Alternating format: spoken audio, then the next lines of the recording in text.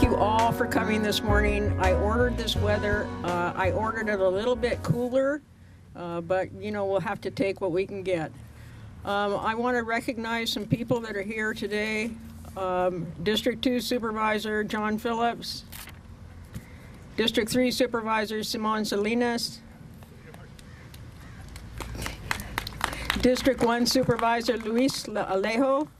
Luis, where are you? Oh, there you are.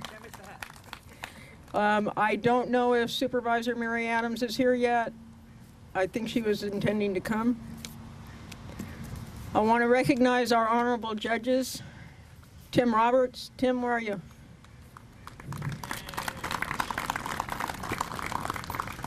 Almost retired Judge Albert Maldonado. And I don't know if Julie Culver's here. And presiding judge of the Superior Court, Mark Hood. Thank you, Judge, for coming. I want to recognize Lou Bauman, our County Administrative Officer. Thank you, Lou. And Manny Gonzalez, our Assistant County Administrative Officer. I want to recognize District Attorney Dean Flippo and our newly appointed public defender, what a breath of fresh air, Sue Chapman. Nancy Katowski, Superintendent of Schools, is here. Thank you, Nancy, for coming. Sheriff Bernal. Sorry, Sheriff. Please forgive me. You're not armed, are you? I also want to recognize two people that have been near and dear to this project, and that's the senior project manager from Kitchell, Art Lytle. Art, where'd you go? Art has been with us every step of the way on this project. He's taken us through some very, very complex maneuverings at the state level, and he's certainly a great friend and always will be of the probation department in the county of Monterey. I also want to recognize Daryl Stelling, the architect that put all this together. Daryl, where are you? There you are. From DLR Architects. We have members of the Juvenile Justice Commission here, Sherry Hasty, Gary Vincent. Who else is here? David Maraday, Steve Agnini, good to see you, Steve, and Juan Carlos Gonzalez. Thank you, Juan, for coming. We also received acceptances from MILPA, which is Motivating Independent Leadership for Public Advancement. Are they here? Is Juan Gomez here? No. Did I just see Vicki Myers walk in? Vicki Myers, ex-Seaside Chief of Police and now ex-Executive Director of CASA. Welcome, Vicki. And now I would like to turn this over to somebody that's very near and dear to me, who took the hits on this project with a great deal of professionalism and grace. I see Chair Adams just walked in. Thank you, Mary.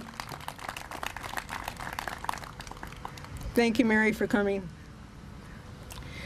Anyway, this person you all know and love, I called him last night. I said, I want you to say a few things about this project. He did the heavy lifting on this project. I think we all need to recognize that and give him his due. So Manny Real, where are you?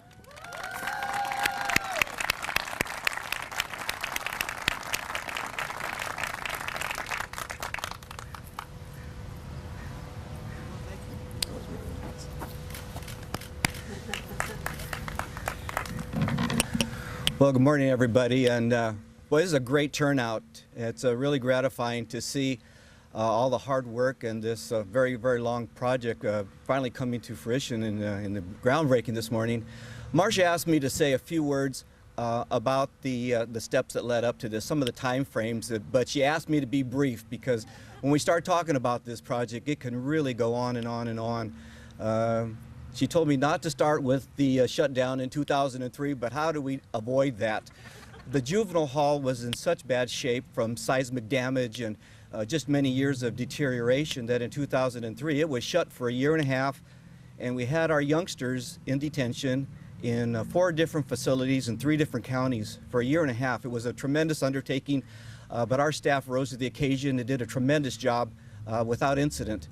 So shortly thereafter, in 2006, we asked for a needs assessment, which obviously indicated that we needed a new juvenile hall desperately. The renovations that were done to the juvenile hall in 2003, 2004 were supposed to last about 7 years. Well, obviously we're well past that. The 2006 needs assessment indicated we needed to go forward, but there was no funding mechanism available at that point. But nonetheless, we started working and calling the feds, the state, and looking just everywhere we could for funding. In 2008, under SB 81, funding became available in the state of California. There was $100 million, and medium-sized county, which is one of the counties Monterey falls under, was eligible for $35 million statewide. So we hired Beverly Pryor, architect, to assist us in that process. And going back and forth, we figured out if we don't get the whole $35 million, we can't go forward. And might have been a bit of an overreach, but nonetheless, that's what we did. We put in an application in late 2008 for the full $35 million. Well, the following year, when the state awards came out, we were given $3.8 million. You know, many other counties were also partially funded, so it wasn't even close to the amount of money we needed to go forward. So unfortunately, we rejected that award there. Following year, in 2010, $200 million were added to that pot under a different bill, but nonetheless, it was still added to that pot, and all those counties that had applied, including Monterey County, were fully funded. So ultimately, we got the full $35 million. It was fortuitous. We had never anticipated that, but boy, it really broke in our favor. It's one of those real fortunate occurrences that has happened along the way with this project, and there have been many, things that have broke our way. So we went forward at that point, and the County Board of Supervisors were able to find $17 million, working with Dwayne Woods, the county budget officer, and Lou Bauman. We're able to present this to the board, and we were approved the additional $17 million to bring the project up to the $52 million that it was anticipated would cost. Well, then we had to go through a whole series of things, and site assurance was the next step. We're supposed to give site assurance to the state within 90 days. Well, we couldn't possibly get that done because the existing juvenile hall site, this site right here, was encumbered. And one of the state requirements is you have a county-owned unencumbered site. So then we had to get 3 one-year extensions, which the state was able to grant us. So obviously they wanted us to go forward. I think they recognized the tremendous need we had here for a new juvenile detention facility. So after the 3rd year of site assurances, we were finally looking around at various sites, getting some pushback from the community. We had looked at 11 different sites, and up steps Ron Hawley, the Chief Deputy Auditor Controller, who worked very hard and persistent to get this site unencumbered. He was able to negotiate a deal to unencumber this site, and once that occurred, this quickly rose to the top of all the other sites we were looking at and enabled us to go forward. The final step really was going to the Board of State and Community Corrections and indicating that while we had originally applied for 150 beds, we felt 120 would be very adequate to meet our needs. And so we reduced the scope, we received approval, and we went forward. Able to hire a very fine architectural firm, DLR. We started the initial planning, and I think the concept is solid, very well thought out. And at about that point, I retired. And Marcia where'd Marcia go? She's always one step ahead, finding the shady spot. Anyway, Marcia has driven it since then and just done a tremendous job. And it's just thrilling to be here and to see this facility going forward. It's something we desperately need, an appropriate facility for our youngsters and families that are in this crisis situation. It's a real community asset where we can start the rehabilitative process appropriately. So again, thank you all. It was maybe longer than my 2 minutes, but She told me she was going to give me the sign. So again, thank you so much.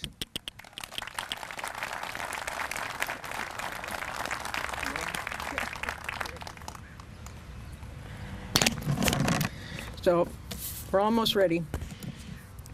Again, we're here not to celebrate the groundbreaking of another facility to lock up our kids. We're here to celebrate the replacement of a juvenile hall that was built in 1959 during a time when the juvenile law prescribed that the primary purpose of a juvenile hall was for punishment. We've come a long way. We're here to celebrate the groundbreaking of a new facility whose primary purpose is the housing of our young offenders in a safe, secure, healthy environment with rehabilitation, not punishment, as the primary purpose.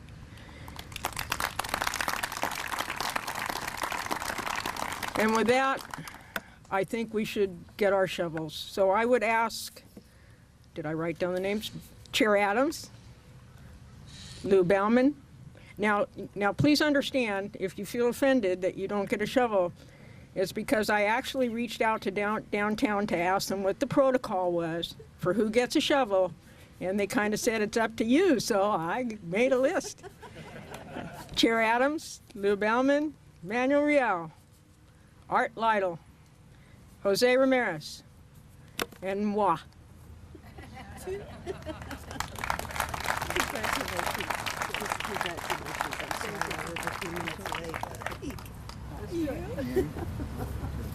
You too. I might mess up my dude.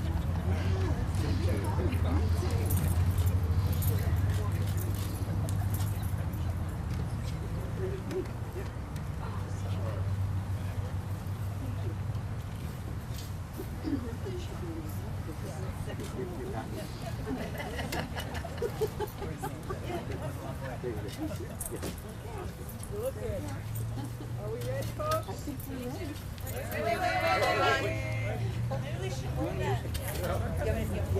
Should we move over? Yeah, yeah. Do you want to move forward over here? You want to move the sign? It's a little middle. In front of the podium.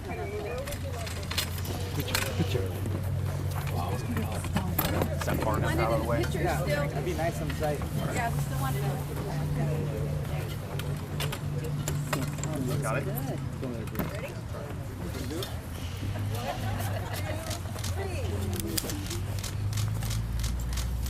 You should throw a little water on this guy.